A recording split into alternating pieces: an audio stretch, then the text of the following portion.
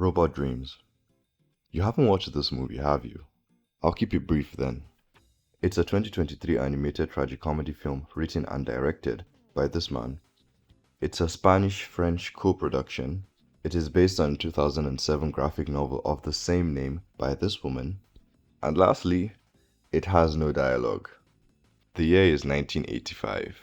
Our main character, Dog, yes, that's his actual name, is chilling in his crib alone until he sees an ad for a friend.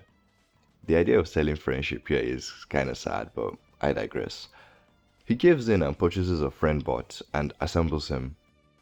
This, ladies and gentlemen, is our co-protagonist, Robot.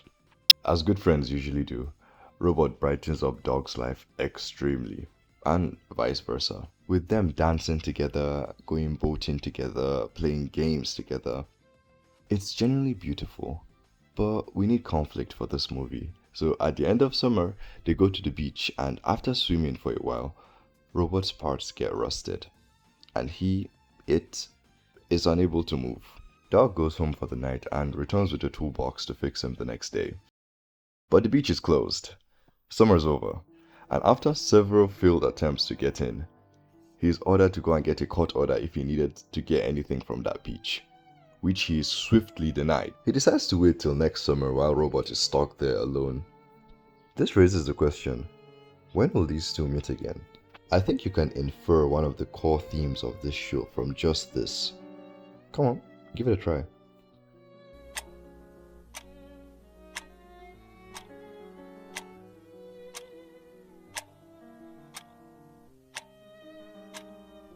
If you said any of these, you would be correct. We've all been isolated at some point in our lives. I'm sure each and every one of you watching can think back to a time where you were alone, be it physically or emotionally, and I think you know where I'm going with this. Throughout the story, both our main characters represent loneliness and isolation in different forms, with Dogs being emotional as he struggles to find meaningful, lasting connection despite having the freedom to. It's evident in all of his interactions since then. He goes on a skiing trip to make new friends and ends up getting into a squabble. He meets a girl while flying kites and they bond for a while, but she suddenly moves to Europe. Heck, he even befriends a snowman and goes bowling with him, but then he wakes up. And we then move on to Robot, whose isolation is physical because, he's stuck on a beach. And I don't think forming connections would be a problem for a friend bot. It's essentially his purpose. He meets all sorts of people on the beach, unfortunately most of them taking advantage of him, except one. A bird decides to make her nest beside him. He bonds with her and her chicks and becomes a sort of supportive figure in their lives. They do eventually leave though, as birds do, but I wanted to highlight how easily connection comes to Robot as opposed to Dog. I'm essentially saying he's a loser. Okay, nah, I'm just joking. But the one shared struggle they do have is their attachment to each other. As funny as the word has become of recent, they yearn for each other. And just to clear things up, I definitely believe this show has queer undertones, with it aligning strongly with these identities. But that doesn't mean platonic arguments are invalid though. We are all just interpreting. Dog kept seeing Robot in anything and everything, and Robot kept seeing Dog in his dreams. His robot dreams. He said it! Dog because he missed his partner and hoped he was okay. Robot because he missed his partner and hoped he was okay, with the added fear that he might be replaced because no matter how close he was with Dog, he was still conscious of his purpose, a friendship bot, replaceable. But ultimately, they both missed their partner. The seasons passed and it was finally summer again. The sun was up, school was out, and most importantly, the beach was open again. Dog returns to the beach excited to finally reunite with Robot, but he is nowhere to be seen. Dog gets his scent coming from under the sand, so he was probably just buried under the sand after all this time.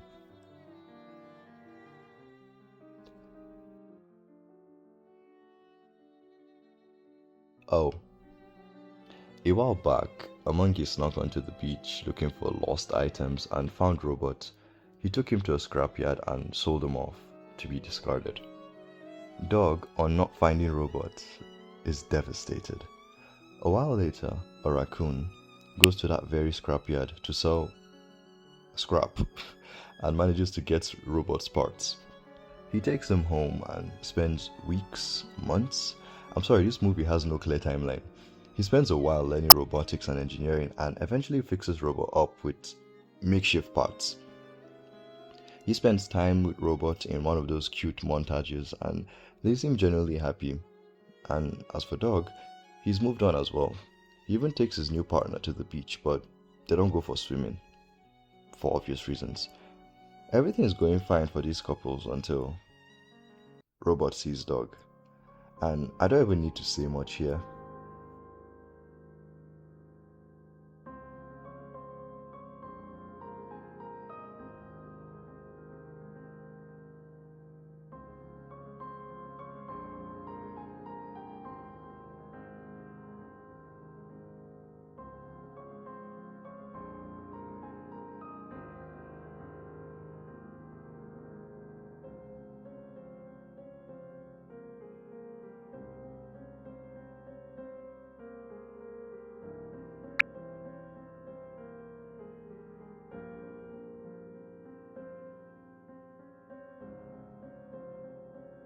Well, that's not what happened. Robot doesn't go meet him. He instead plays their favorite song loud enough for him to hear, and they dance to it, Dog not being aware of Robot's presence. He does catch a glimpse, but Robot hides, and after a while, he leaves. There's a popular saying, if you love something, let it go. The rest of that saying isn't relevant here though. Both Robot and Dog genuinely loved each other, but due to their unfortunate circumstances, they were forced to move on. Going back to each other wouldn't be fair to the new people they've met, the new experiences they've had, the new people they've become, which is ironic given one's a robot and the other's a dog. I love how the story emphasizes that no one is locked to a soulmate. You can have more than one soulmate in your lifetime, and the lessons you've learned from the first will help you become a better partner to another. But I do find it tragic, especially on Dog's part, that all his attempts at relationships end terribly. His attempt at friendship got him injured. His relationship with Dog ended in distance, and even the one he paid for, the first one, his relationship with Robot, ended in loss.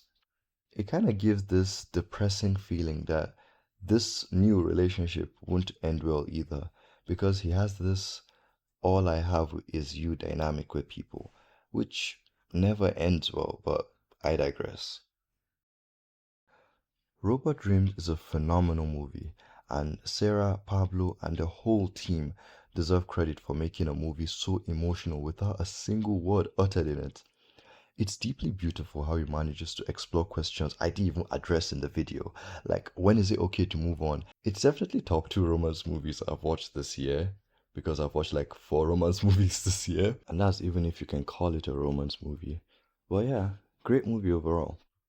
I know only like 11 people are subscribed to this channel, and active watchers are in that range too, but I want to thank all of you for the support on the last video. I might not seem like much, it might not seem like much, but it's a view milestone, and every single view encourages me to keep making videos. I wanted to get this video out quickly because I have bigger projects in the works as well as school resuming, so it's really been messy with my consistency. But yeah, enough yapping. If you enjoyed, please make sure to leave a like and subscribe, and if you didn't and have genuine constructive criticism, the comments are open. I can't afford to ignore comments yet, but still, thanks for watching and have an amazing day.